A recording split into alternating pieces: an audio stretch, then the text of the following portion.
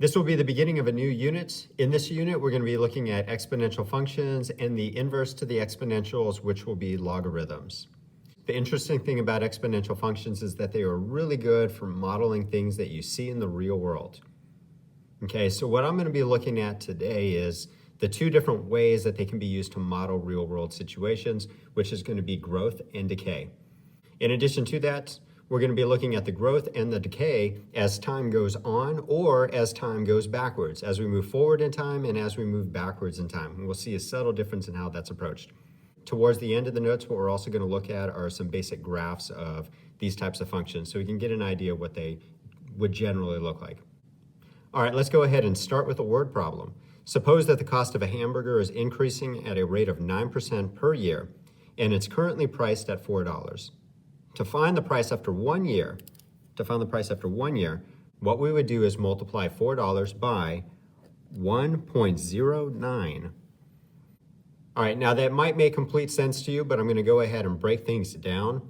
The 0.09 is going to refer to the 9%. Okay, if we were to multiply $4 by 9%, we're going to get back 36 cents. Take $4, multiply by 0.09. That'll come back as 36 cents. Basically, what we did is we figured out 9% of the $4. Okay, so this is going to be the increase in the price. But by multiplying 4 by 1.09, what we're going to do is maintain the original $4 and then just add on to it the 36 cents, that 9% increase. We do it all at one time. So we get 436. All right, so at time 0, it's going to be $4. In 1 year, it's going to be 436. All right, so to figure out what it's going to cost next year, which would be 2 years from now, what we would do is just take this amount and multiply that by 1.09, which is going to give us about 475. And we can repeat that process, just multiply again to get 3 years, which would be about 518, and then one more time, which is going to give us 565. All right, so in general, how would we figure out what the cost would be in T number of years from now? So maybe we don't want to go through the process of just repetition, right? Building off of the last year, but jump ahead and say, well, what's the cost of it going to be in 10 years? To do that, we just need to make an observation of what we're really doing here, which is repetitive multiplication of 1.09. Okay, and repetitive multiplication can be simplified with an exponent. So we're going to get this. It would be 4 times 1.09 t times, but that ends up being the exponent. That shows us the number of times that this is going to get multiplied by the 4. All right, example 1, let's go ahead and use the cost function to find the cost of the hamburger 5 years from now and 5 years ago. Of course, we've already got that in our calculator, so if we want to, we could just go ahead and multiply by 1.09. Okay, and the answer should be 615. Okay, but what we want to demonstrate is that we can take this function and get the same answer. So the cost in 5 years is going to be equal to 4 times 1.09 to the 5th power.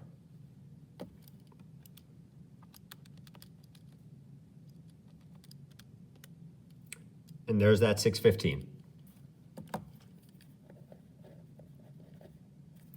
All right, so how do we figure out the price that it would have been 5 years ago? We still need to use this function, okay? We're still going to use this function. But for our input, if we want it to be 5 years ago, that would be a -5. That would be -5. All right, so using the same function, what we can do is just focus our attention on the input. Okay, so we'll make that a -5. And 4 times 1.09 to the -5 power is going to give us about 260.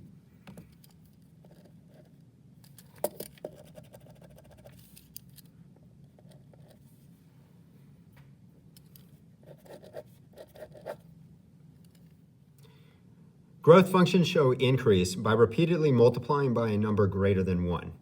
Decaying functions are going to show decrease by using a number less than 1. All right, so let's change how the problem is written. Example 2, what would be the price of the hamburger in 5 years, so 5 years in the future, if the price decreases by 9% each year? Okay, now that's going to be different than what we see here because the original question, example 1, is based on an increase. Okay, the hamburger is increasing by 9% every year. Okay, so we don't want to use the same idea here of going backwards in time to get the answer. The answer is going to be somewhat close, but it is going to be different. Okay, what we need to do is change the number that we're repeatedly multiplying by. Okay, your cost is still going to be based on the future. So that's going to be 5 years, a positive 5. Okay, our function needs to change.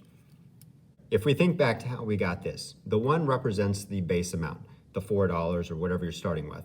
The 9 is going to demonstrate the increase, so you add that onto 1. But our problem is decreasing. So we're going to start with the 1, but instead of increasing by 9%, we're going to decrease by 9%. Okay, so we're going to start with 1, but decrease it by 0.09, which is going to give us 0.91. Okay, basically what we're going to do is maintain 91% of the value. And if we raise that to the 5th power, that'll figure out how much it is worth 5 years in the future with decreasing by 9%.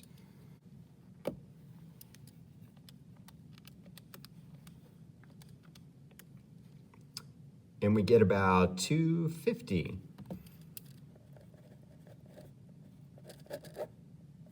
Which is different than the 260.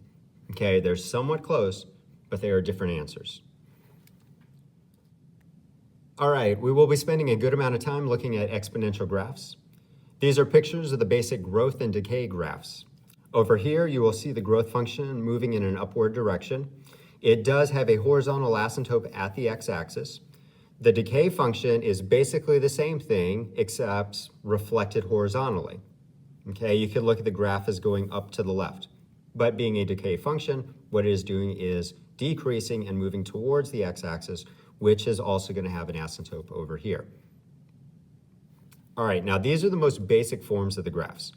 The overall graphs can't change that much. The general shape is the general shape that we get, but these would be the most basic forms of them. This is the case where we have a number greater than 1 raised to the x power. This is the case where we have a number that is greater than 0, but less than 1 raised to a power. Okay, so if you have a value that's greater than 1 and you're raising it to a power, the higher that power is, the more you're going to get back from this, so the graph is going to go up.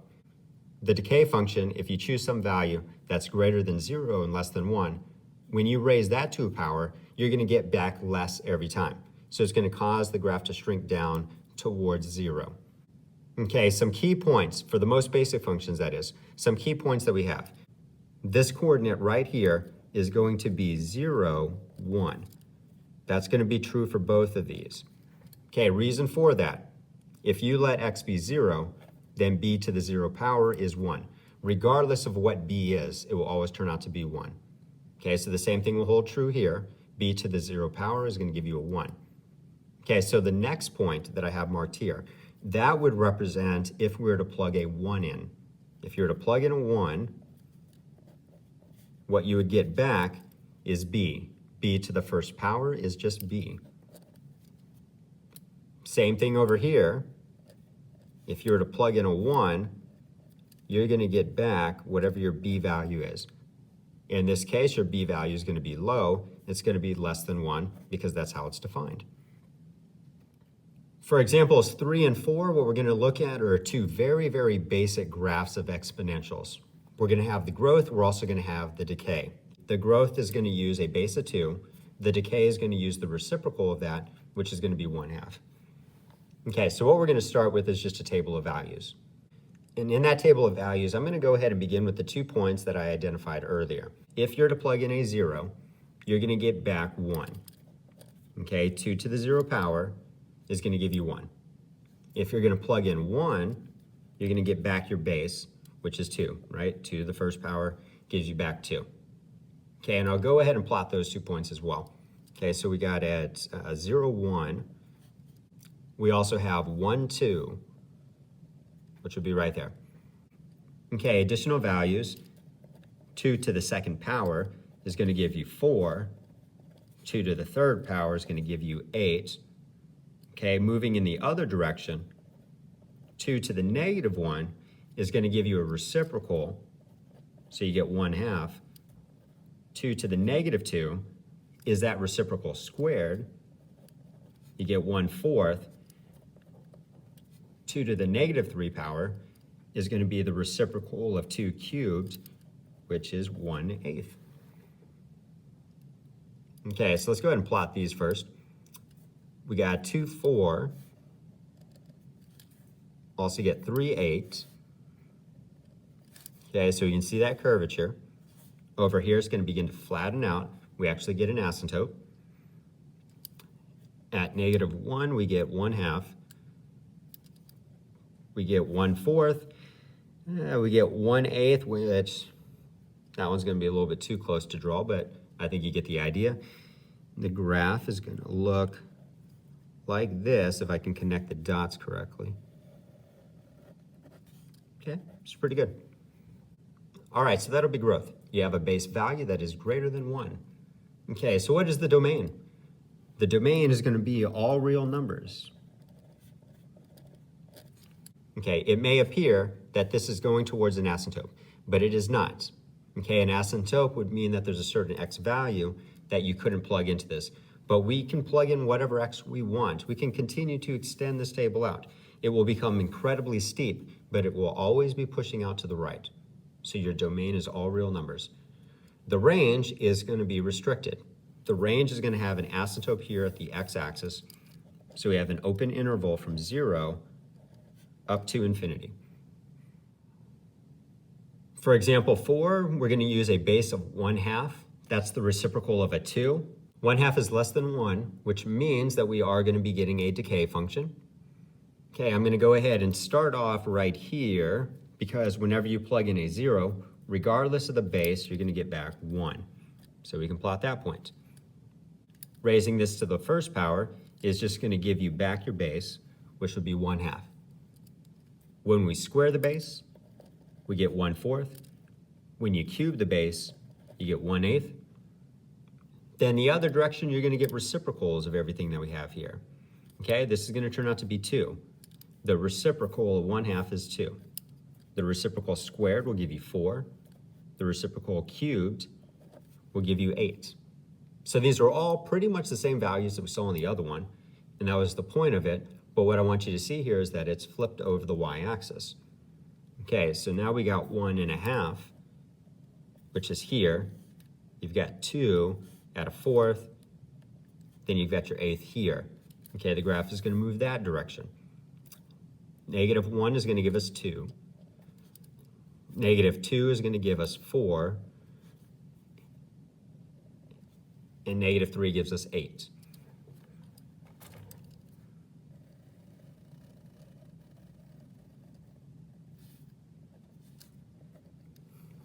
The domain is still going to be all real numbers. The range is still going to be bounded at the x-axis.